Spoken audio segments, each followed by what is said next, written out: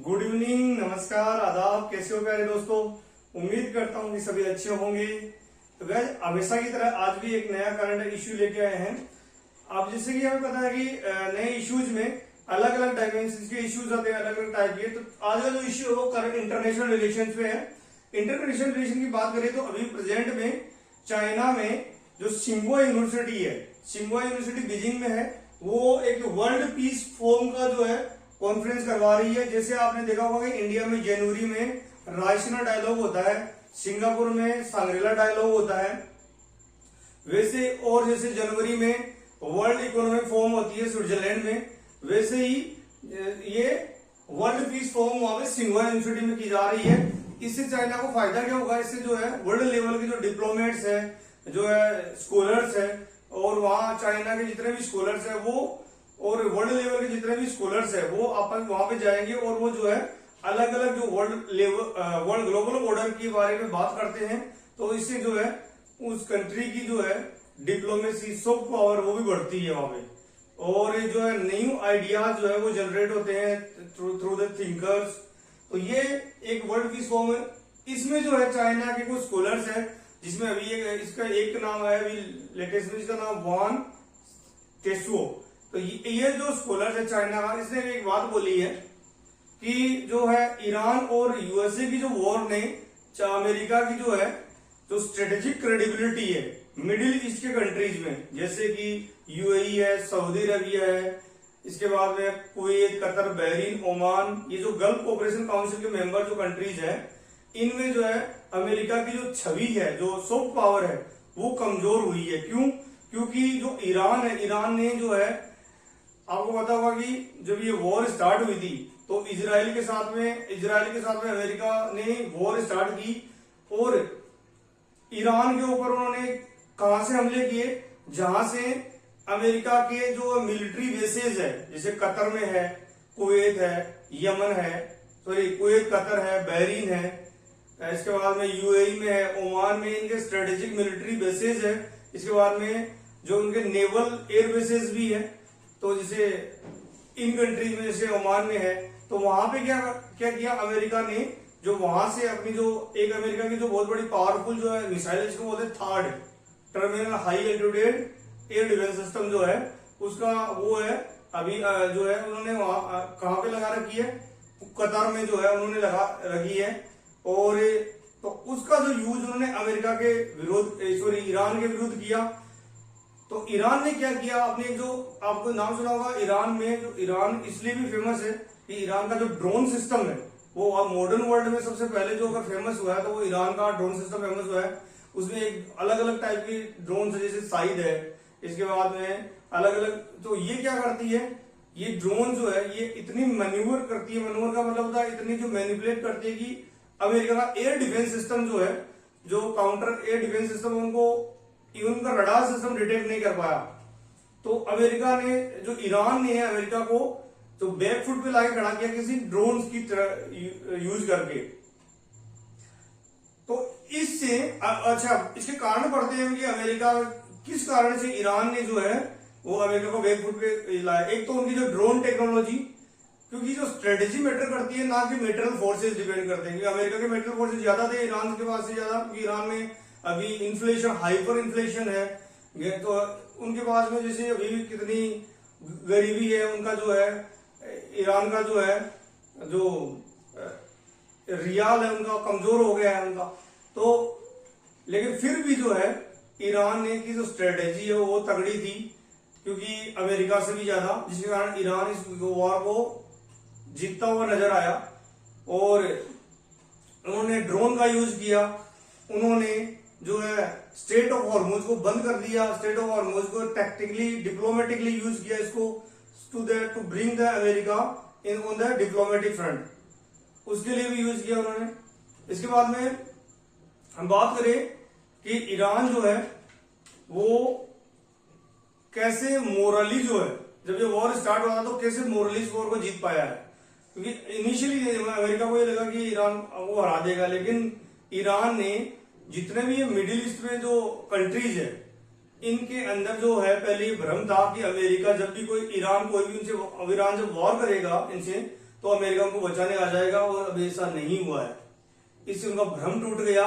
इससे जो है जितने भी मिडिल ईस्ट की कंट्री है, ये जितने भी गल्फ कोऑपरेशन काउंसिल की कंट्री है, ये ज्यादातर जो है इनके अंदर जो है अमेरिका की जो स्ट्रेटेजिक क्रेडिबिलिटी, जो विश्वास था, वो खत्म हो गया, और वो चाइना की तरफ आ रहे हैं, रशिया की तरफ जा रहे हैं, इंडिया की तरफ आ रहे हैं। अगर बात करें रिसेंटली, तो जो सऊदी अरबिया ने पाकिस्तान के साथ में जो है न्यूक्लियर डिफेंस जो है उनका जो न्यूक्लियर सिस्टम डिफेंस जो स्ट्रेटेजिक सिक्योरिटी के लिए एग्रीमेंट साइन किया है, क्योंकि पाकिस्तान के पास न्यूक्लियर डिफेंस है।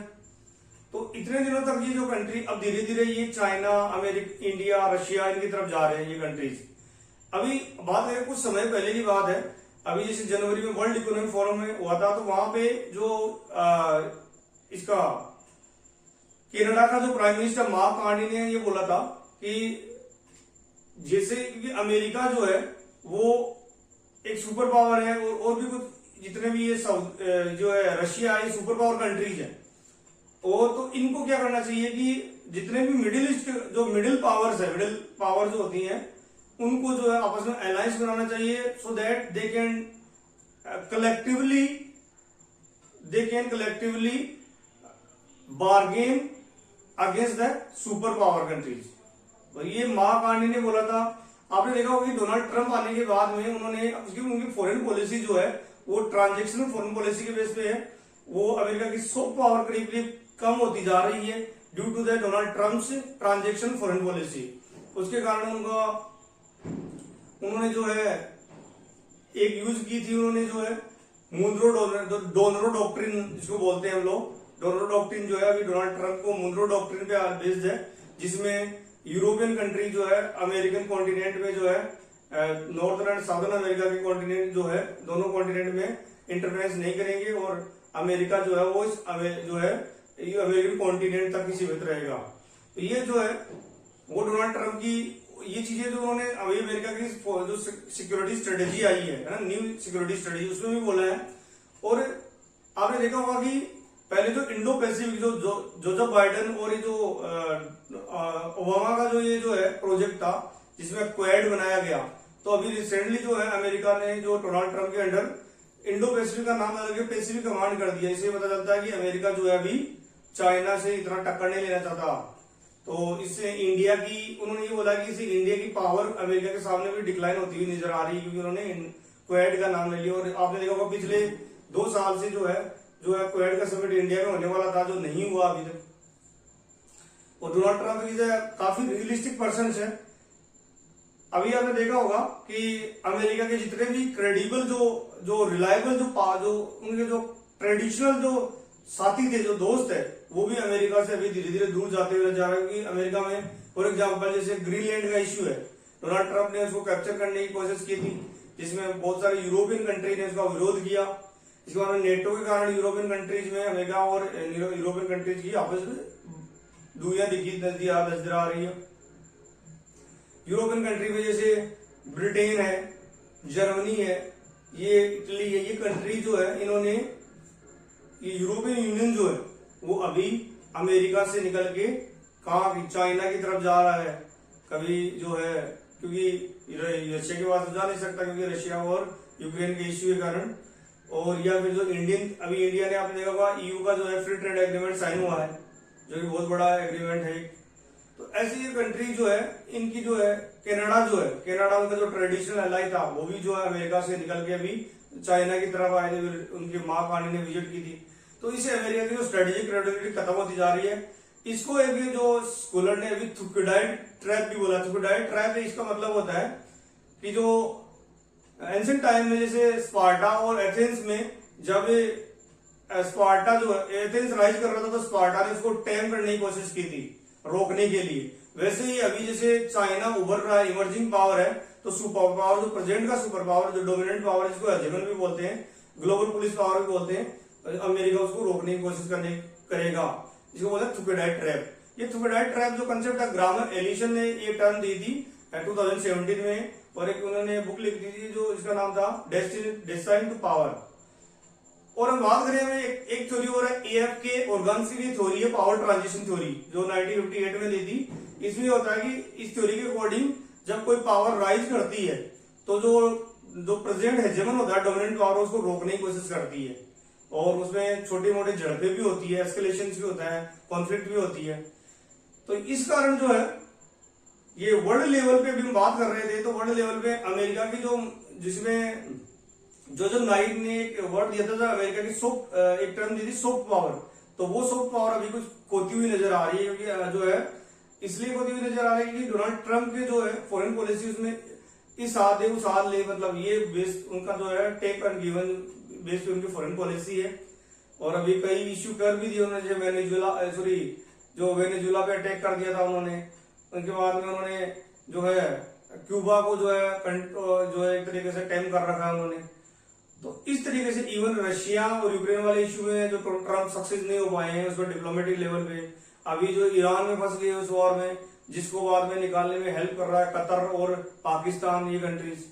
तो ये जो इश्यूज है, इससे पता चलता है कि अमेरिका की जो क्रेडिबिलिटी, चाइना की जो सॉफ्ट पावर है, वो उनकी जो बेल्ट एंड रोड प्रोजेक्ट्स है, वो ये जो है economically China is been rising, and China जो है कभी भी सामने नहीं आ रहा है, कभी भी सामने आके नहीं लड़ रहा है, वो जो है इकोनॉमिकली राइज कर रहा है।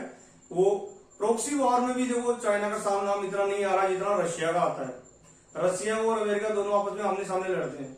अब बात करते हैं, कुछ स्कॉलर ने ये बोला है कि जो अभी इस वर्ल्ड पीस फोरम की बात करें, इसमें ये बोला बीजिंग में जो सिंघुआ यूनिवर्सिटी करवा रही है कि अभी वर्ल्ड लेवल पे जो एक आपने नाम सुना एआई, आर्टिफिशियल इंटेलिजेंस, ये डिसरप्शन क्रिएट करेगी, और डिसरप्शन क्रिएट करेगी। तो स्कॉलर ने बोला कि वर्ल्ड लेवल, जैसे वर्ल्ड बैंक ने 3 कैटेगरी बना रखी है, high power country, middle and high income, low middle and lower income countries, वैसे ही एआई जो है ट्रेंड सेट करने वाला, एआई के जो स्टैंडर्ड सेटिंग करने वाले कंट्री जो है, वो जो हाई इनकम कंट्रीज होंगे, एआई इनोवेटर होंगे, मिडिल में कंट्रीज के इक्विवेलेंट होंगे, और जो है कंज्यूमर होंगे जो एआई के, उनको लो इनकम कंट्रीज जो है उसके इक्विवेलेंट माना जाएगा। वर्ल्ड बैंक का जो क्लासिफिकेशन है, ये जो है एक तरीके से एआई जो है वो इस प्रेजेंट के वर्ल्ड जो ऑर्डर में बहुत काफी डिस्ट्रप्शन करने वाला है टेक्नोलॉजिकल लेवल पे। अगर हम बात करें एआई के साथ में, तो कुछ इश्यू और जैसे सेमीकंडक्टर बहुत जरूरी है उनके लिए, चिप मैन्युफैक्चरिंग के लिए, जो अभी हमारे इंडिया में भी काफी, जैसे साणंद गुजरात में है, इसके बाद में आसाम में है, बेंगलोर में है, ये जो चिप मैन्युफैक्चरिंग और डिजाइनिंग और फैब्रिकेशन की जो है ये फैक्ट्री स्टेब्लिश की जा रही है, और उनमें काफी चिप प्रोड्यूस भी की जा रही है। क्योंकि जो सेमीकंडक्टर है वर्ल्ड का जो है, अगर हम बात करें तो सेमीकंडक्टर बनाने के लिए जो जो रेयर अर्थ एलिमेंट होते हैं, उसमें 90% जो प्रोसेसिंग चाइना में होता है, और चाइना जब भी कुछ इश्यू होता है वर्ल्ड लेवल पर तो उसको कंट्रोल कर लेता है। जैसे अभी स्टेट ऑफ हॉर्मोज से वर्ल्ड लेवल का जो 1/5 जो परसेंटेज, जो 1/5 जो तेल होता है वर्ल्ड में जाता है, वो रोक लेता है ईरान ने। वैसे ही जब भी कुछ ब्लैकमेलिंग का इश्यू होता है तो चाइना ये रेयर अर्थ एलिमेंट को रोक सकता है। तो इसलिए जो है इंडिया ने भी हाल ही में आपने देखा हुआ, इंडिया ने एक अमेरिका के द्वारा जो है बनाया हुआ एक जो अलायंस, जिसको पैक्स से लिखा इनिशिएटिव बोलते हैं, उसको ज्वाइन किया था। 12 कंट्री ज्वाइन कर चुके थे ये, और 2025 में, और जो है ये बना था दिसंबर में, 2026 में इंडिया ने ज्वाइन किया है। इससे क्या होगा कि हमारा जो है जो फॉरेन पॉलिसी है वो इश्यू बेस्ड अलाइनमेंट की बेस पे जो हमारी फॉरेन पॉलिसी है उसको हम लोग बैलेंस कर पाएंगे। इंडिया की फॉरेन पॉलिसी की बात करें हम लोग, तो इंडिया कभी भी जो है किसी के साथ में फॉर्मल अलायंस नहीं करता है, ये इश्यू बेस्ड अलायंस करता है। For example, on the one level we are in alliance with China on the basis of the issues of the World Bank reforms, IMF reforms and for the United Nations reforms। और वो कौन कौन से platforms है, जैसे BRICS है, SCO संघाई cooperation organisations है, इन पे हम लोग जो है चाइना के साथ में हम लोग जो है एग्रीमेंट कर रहे हैं। और अभी जो ब्रिक्स है वो काफी इमर्जिंग है, अभी तक 10 कंट्रीज इसको मेंबर बन चुके हैं। इसके बाद में बात करें हम लोग अमेरिका के साथ में हम कौन कौन से प्लेटफॉर्म पे, जैसे क्वाड है, उसके साथ में एक जो है I2U2 एक मिडिल ईस्ट में एग्रीमेंट बना, उसके बाद में उसके अलायंस में भी हम लोग अमेरिका के साथ में हैं। इसके बाद में हम लोग बात करें तो रशिया से हम लोग जो अभी रिसेंटली जो S-400 हमारा जो एंटी एयर डिफेंस सिस्टम है वो मंगवाया था, ऑपरेशन सिंदूर में यूज हुआ था। तो हम लोग जो हमारा मल्टी अलाइनमेंट जो अप्रोच है वो एक प्रैग्मेटिक अप्रोच है और प्रेजेंट गवर्नमेंट जो है उसको मल्टी अलाइनमेंट अप्रोच को मेंटेन करना चाह रही है। सो दैट इश्यू, अगर हम बात करें इजराइल और पैलेस्टीन के इश्यू में, तो हमारी फॉरेन पॉलिसी वहां पे डीहाइफिनेटेड फॉरेन पॉलिसी है। डीहाइफिनेटेड का मतलब होता है कि on the basis we believe in the two state solutions and we believe that Palestine और Israel should resolve this issue bilaterally, है ना। और उसमें जो है एक तरफ तो हम लोग पैलेस्टीन को ह्यूमैनिटेरियन कोज के ह्यूमैनिटेरियन इश्यूज पे सपोर्ट कर रहे हैं, उनको फंडिंग कर रहे हैं उनके ह्यूमैनिटेरियन इश्यू पे। दूसरी तरफ इजराइल से हम लोग जो है जो डिफेंस इक्विपमेंट्स है, ड्रोन्स है, मिसाइल्स है, बराक मिसाइल्स है, ये हमने कारगिल वॉर में भी खरीदी थी तो हम लोग खरीद रहे हैं, और उनका जो है इंटेलिजेंस है वो भी यूज करते हैं हम लोग। तो इस तरह हमारी जो फॉरेन पॉलिसी है वो अपने नेशनल इंटरेस्ट के बेस पे है, ना कि किसी जो है आइडियलिस्टिक बेस पे, ना कि किसी कंट्री को, एक कंट्री को अलाई करने का। तो गाइस ये कुछ इश्यू थे जो हम लोग आज इस पे डिस्कस किए। और अगर बात करें हम लोग वर्ल्ड जो अभी प्रेजेंट में डिसऑर्डर की बात कर रहे थे, वर्ल्ड ऑर्डर की बात कर रहे थे, तो डिसऑर्डर जो है अभी डोनाल्ड ट्रंप के आने के बाद में वर्ल्ड डिसऑर्डर बोला जा रहा है, क्योंकि डोनाल्ड ट्रंप ने आने के बाद में यूनाइटेड नेशन की 31 ट्रीटी से उन्होंने विड्रॉ कर लिया अमेरिका को। वर्ल्ड जो पेरिस इंटरनेशनल जो क्लाइमेट कॉन्फ्रेंस जो पेरिस में हुआ था उससे भी विड्रॉ कर लिया है, जिसमें 2 डिग्री टेम्परेचर जो है 2 डिग्री सेल्सियस टेम्परेचर 2100 ईयर्स तक खत्म, प्री इंडस्ट्रियल लेवल से 2 डिग्री सेंटीग्रेड टेम्परेचर कम करना था। तो इस पे भी जो है अमेरिका ने विड्रॉ कर लिया। अमेरिका ने करीब 66 जो इंटरनेशनल ट्रीटी से विड्रॉ कर लिया है, जिससे अमेरिका की जो सॉफ्ट पावर है वो थोड़ी डिक्लाइन हुई है। और उसका जो फायदा अभी चाइना जो है वो बोल रहा है कि China still believe in the multilateralism, तो चाइना जो है always will ally with the global south and the developing countries and it will not become dominant. तो उसका फायदा चाइना को ऑब्वियसली मिला है, और वर्ल्ड लेवल के जो कितने भी कंट्रीज है, इमर्जिंग पावर है, वो ऑब्वियसली चाइना की तरफ देख रहे हैं। और इस कॉन्फ्रेंस में जो यही बातें की जा रही थी। तो आज के लिए इतना पढ़ेंगे, आगे के लिए कोई नया इश्यू लेके आएंगे, तब तक के लिए थैंक यू, धन्यवाद।